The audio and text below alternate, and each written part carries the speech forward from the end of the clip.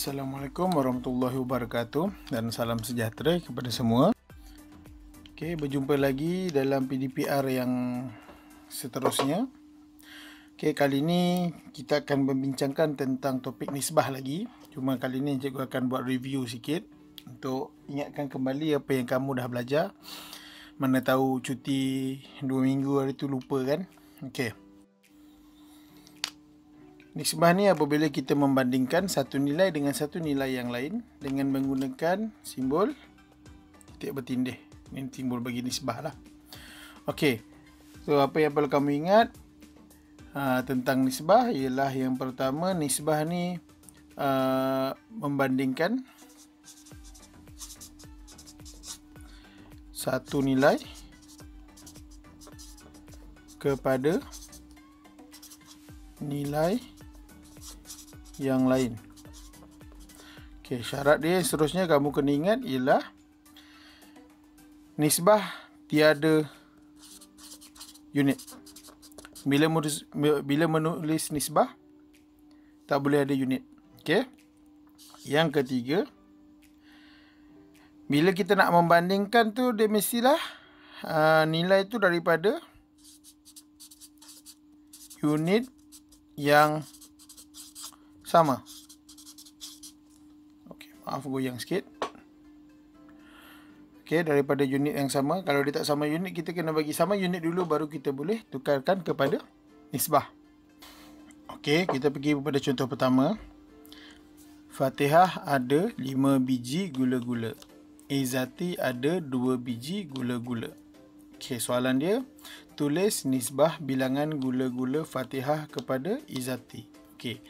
Yang pertama, bila kita baca soalan, kita kena tengok soalan tu dia tanya tentang siapa dulu. Okey. Daripada soalan yang kita baca ni, tulis nisbah bilangan gula-gula Fatihah, disebut Fatihah dulu. Jadi kita kena tulis kat depan dulu. Fatihah. Okey. Kemudian disebut Izati. So Izati ni kat belakang, Fatihah tu kat depan lah.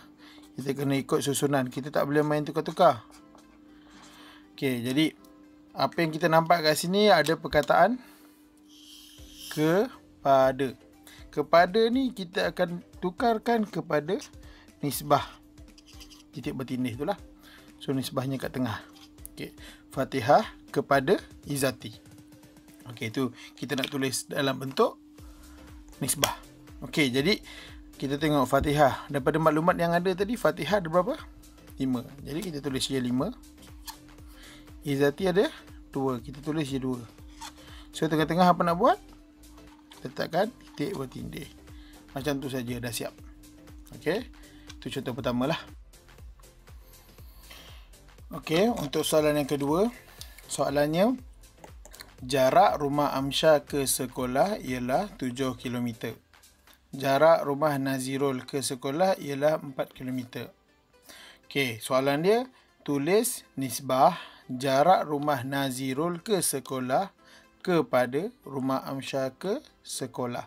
Okey, so sekarang soalan ni kita tahu kita kena tulis Nazirul dulu baru Amsyah. Okey, walaupun dalam soalan yang dibagi, maklumat yang dibagi, Amsyah dulu baru Nazirul. Tapi dalam soalan kita kena tengok disebut mana dulu. Okey. Jadi yang pertama sekali kita akan baca daripada soalan balik. Tulis nisbah jarak rumah Nazirul. Okey, cikgu gariskan Nazirul ni dulu. Okey, kita tulis nama Nazirul dulu sebab nama Nazirul yang disebut dulu. Jadi Nazirul ke sekolah kepada, ingat kepada ni kita akan tukarkan kepada nisbah, baru disebut rumah Amsyah. Okey, baru kita tulis nama Amsyah. Amsyah yang kedua lah. Sebab nama Amsyah disebut kemudian, nama Nazirul disebut dahulu. Okey, jadi kita akan ambil nilai dekat situ. Okey, Nazirul, kita baca balik soalan. Jarak rumah Nazirul ke sekolah ialah 4 km. Okey. Okey. Jarak rumah Amsyah ke sekolah 7 km. Okey. So sekarang, perlu ke kita tulis unit kilometer? Walaupun cikgu dah ingatkan kepada kamu supaya kita kena tulis unit dalam jawapan ataupun jalan kerja matematik. Tapi seperti mana yang cikgu dah sebut tadi, cikgu dah ingatkan tadi, untuk nisbah, okey, untuk nisbah tiada unit. Jawapan dia tak boleh ada unit. Walaupun dalam soalan diberi unit, tapi kita tak boleh tulis unit. Bila kamu tulis unit, dia akan jadi salah. Matematik jadi salah. So, bila nak tulis dalam bentuk nisbah, pastikan unit-unit tu kita buang. Tapi kamu kena pastikan unitnya kena sama. Kalau sini kilometer, sini pun kena kilometer juga. Baru kita boleh tulis nisbahnya. Okey, tu contoh yang kedua. Okey. Untuk contoh ketiga, Atikah ada 9 batang pen.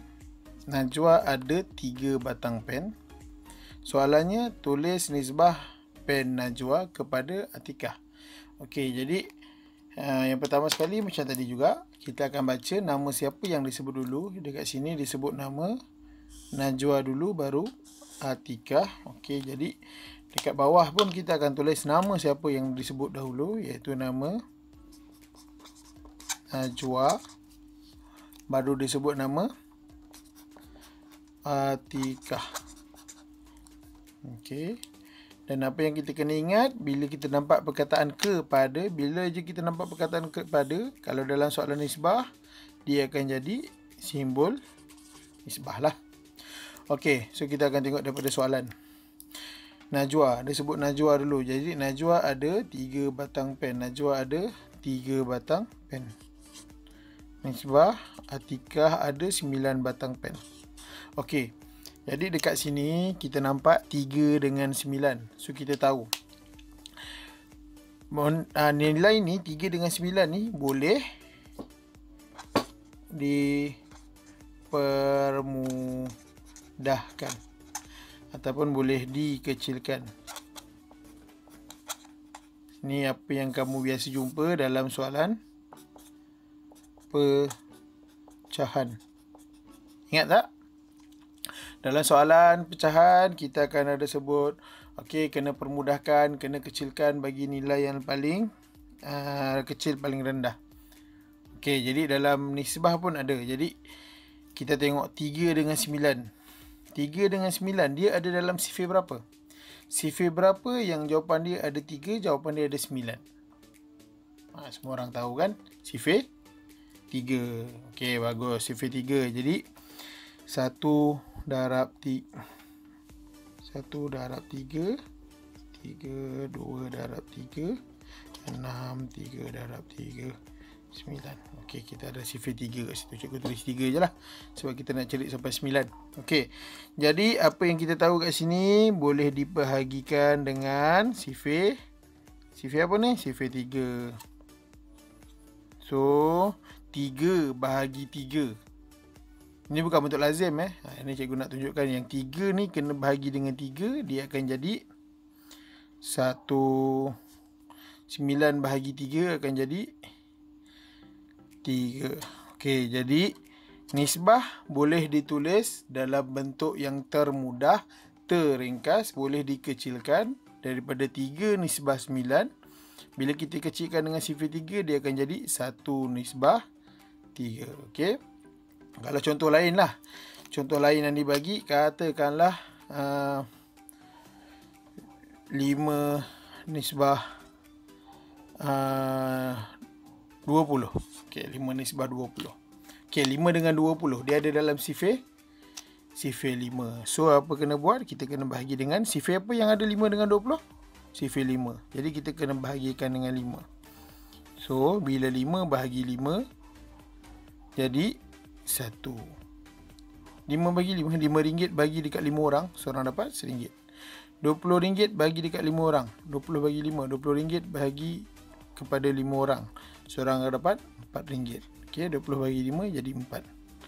So, daripada 5 nisbah 20, kita boleh ringkaskan kepada 1 nisbah 4. Sama juga dengan yang ni tadilah. 3 nisbah 9, kita ringkaskan menjadi 1 nisbah 3. Okey, itu contoh yang ketiga. Okey, untuk contoh nombor 4. Baki duit belanja harian Alia ialah RM1. Manakala baki duit belanja harian Haras ialah 90 sen. Okay, soalan dia, tulis nisbah baki duit belanja Alia kepada Haras. Okey. Jadi macam tadi juga sama. Yang pertama sekali kita akan tengok nama siapa yang ditulis dahulu dalam soalan ni. Disebut nama Alia dulu baru nama Haras. Jadi apa kita nak kena buat? Kita kena tuliskan dulu nama Alia dulu. Sebab nama dia yang ditulis dahulu, baru kita tulis nama Haras. Okey. Okey, jadi kita dah tulis nama kedua-dua orang yang terlibat dalam soalan ni, Alia dan Haras. Okey. Tapi apa yang disebutkan tadi, ingat tak? Awal-awal tadi cikgu ada tunjuk, nisbah ni dia mesti daripada unit yang sama. Unit yang sama. Tapi bila kita tengok dalam soalan ni, duit Alia RM1 RM. Manakala Haras punya duit 90 sen. Sen. RM dan sen unit yang tak sama. Jadi bila tak sama, kita tak boleh tukarkan jadi nisbah. Okey, kita tak boleh letak Alia dekat sini 1, Haras 90. Salah lah. Sebab Alia 1, Haras 90. Maksudnya Haras lagi banyak daripada Alia. Tapi dalam soalan, duit Alia lagi banyak daripada Haras. Jadi kita tak boleh tulis 1 nisbah 90. Okey, dia akan jadi salah. 1 nisbah 90 ni salah. Sebab kalau kita tengok soalan ni, nampak macam Haras punya lagi banyak daripada Alia. Tapi hakikatnya, sebenarnya, Alia punya duit lagi banyak daripada Haras. Bukannya Haras lagi banyak daripada Alia. Jadi salah. Okey, kenapa salah? Sebab unit dia tak sama. So, apa yang kita kena buat? Kat sini kita kena tukarkan. Okey, kita tahu ada Alia, ada Haras. Okey. Alia RM 1, Haras 90 sen. Unit tak sama. Kedua-dua mereka tak mempunyai unit yang sama. Jadi apa nak kena buat? Kita kena tukarkan kedua-duanya dalam satu unit yang sama. Okey, kalau 90 sen nak tukar dalam ringgit Malaysia susahlah. Okey, dia akan jadi perpuluhan. Jadi apa kita kena buat? Kita tukarkan RM1 kepada sen. Kita akan tukarkan RM1 ni kepada sen. Kalau RM1 jadi sen, dia akan jadi berapa sen? Okey, dia akan jadi 100 sen. RM1 tu bersamaan dengan 100 sen. Jadi kita dah tukarkan daripada RM tu dah jadi sen. So sekarang kita ada dua unit yang sama, sen, sen. Okey, jadi baru kita boleh tulis nisbah dekat sini. Okey. Jadi Alia, berapa Alia tadi? Dia ada berapa sen? Dia ada 100 sen. Nak tulis sen ke? Tak payah sebab unit tak boleh tulis. Okey, nisbah Haras tadi ada berapa? 90. Okey. Baru betul. Okey, 100 nisbah 90. Okey, tapi kalau berdasarkan contoh 3 tadi, okey, apa yang kita buat dalam contoh 3 tadi, ingat tak? Baru buat tadi, kita boleh permudahkan macam mana kita jumpa dalam topik pecahan. Okey, kita permudahkan, kita tengok sifar apa yang sama. Sama juga dengan soalan yang 4 ni. Kita tahu 100 dengan 90 dia ada dalam sifar apa yang sama? Sifar apa yang ada jawapan dia 100, ada jawapan 90? Okey. Okey, tak apa, cikgu jawabkan. Jawapannya ialah sifar 10. Okey, cikgu tak payahlah tulis 1 darab 10, 10. Panjang nak tulis. So, cikgu teruslah skip. 9 darab 10, kita akan dapat 90. 10 darab 10, kita akan dapat 100. Jadi apa yang kita kena buat dekat sini? Okey, 100 dengan 90 dia boleh dipermudahkan, boleh dikecilkan dengan sifar 10. Jadi apa kita kena buat? Kita kena bahagikan dengan sifar 10. So 100 bahagi 10, kita akan dapat 10. 90 bagi 10 kita akan dapat 9. Jadi jawapan dia ialah 10 nisbah 9. Okey, itu jawapan akhir. Kita dapat tadi 150. Last sekali lepas kita permudahkan kita dapat 10 nisbah 9. Okey, cuma yang perlu kamu ingat dalam contoh 4 ni, dia tak boleh unit yang berbeza. Dia mesti unit yang sama baru boleh tulis dalam bentuk nisbah. Okey, itu contoh yang keempat. Okey, contoh 5. Nisbah bilangan buku cerita Khairina kepada Medina ialah 3 nisbah 2. Okey. Khairina mempunyai 15 buah buku cerita. Berapakah bilangan buku cerita yang Medina ada? Okey. Kali ni lain sikit soalan dia. Sebab soalan-soalan yang tadi semuanya dia dah bagi maklumat. Orang pertama berapa, orang kedua berapa. Soalan tak bagi nisbah. Tapi untuk yang contoh yang kelima ni, dia bagi nisbah. Dia dah bagi jawapan nisbah. Cumanya dia tanya bilangan asal berapa. Dia bagi nisbah. Nisbah ni yang dah dikecilkan lah. Okay, so dia minta berapa nilai asal. Okay, kita kena cari semula. Okay, jadi cara dia sama je macam tadi. Yang pertama sekali, langkah yang pertama, kita kena tengok soalan dia. Nisbah bilangan buku cerita Khairina. Disebut Khairina dulu, baru disebut Medina. Okay, so kita tulis dalam bentuk nisbah. Okay, pertama sekali disebut nama Khairina. Okay, kemudian baru disebut Medina. Okay, tulis nama asal tu dulu. Okay, dan dia dah bagi nisbah siap-siap. 3 nisbah 2. Okay, jadi tulis 3 nisbah 2. Khairina kepada Medina. 3 nisbah 2. Khairina kepada Medina. Okay, jadi kat sini kita dah tahu ini nisbah saja. Nisbah ni bukan nilai asal lah. Nilai yang mungkin dah dikecilkan.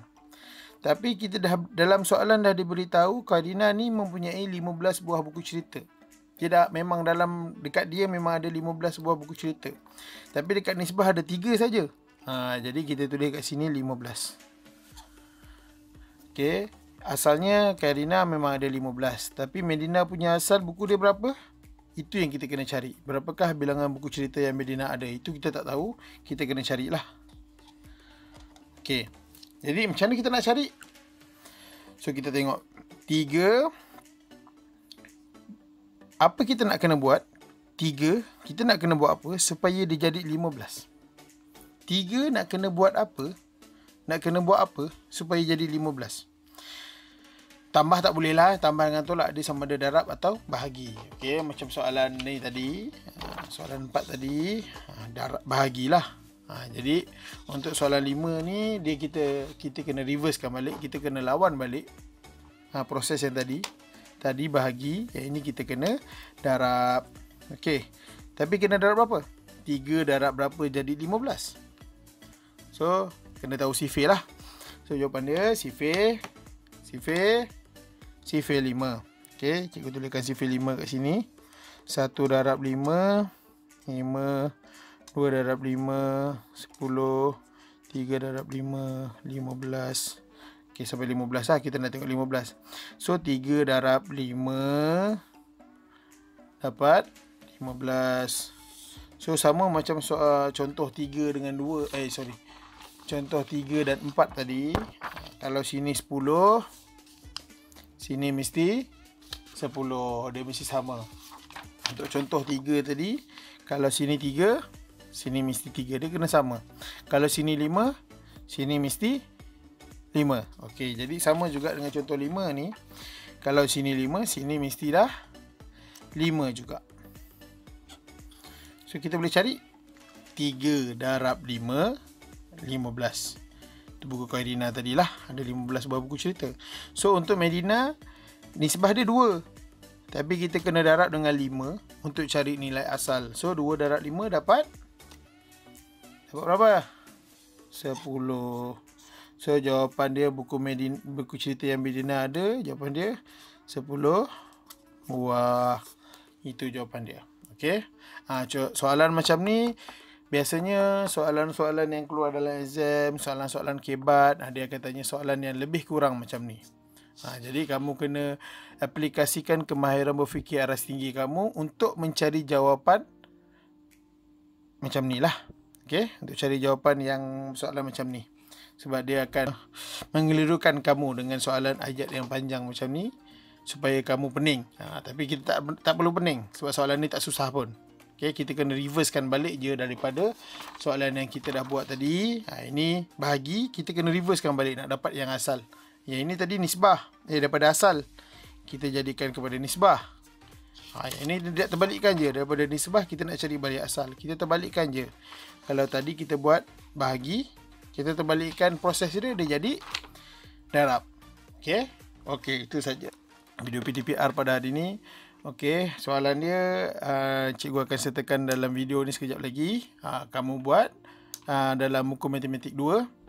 Untuk kelas cikgu dan cikgu Isfazila buat dalam matematik 2. Kecuali kalau ada yang tak ada buku, tertinggal kat sekolah, hilang, ataupun ada yang ada pada cikgu dia tak sempat nak ambil sebelum cuti hari tu. So kamu boleh buat dalam kertas dulu. Nanti kamu akan tampal dalam buku lepas naik sekolah. Okey. So itu saja, good luck, semoga berjaya membuat kerja sekolah dan juga mengikuti kelas-kelas PTPR. Okey, terima kasih. Assalamualaikum dan selamat sejahtera.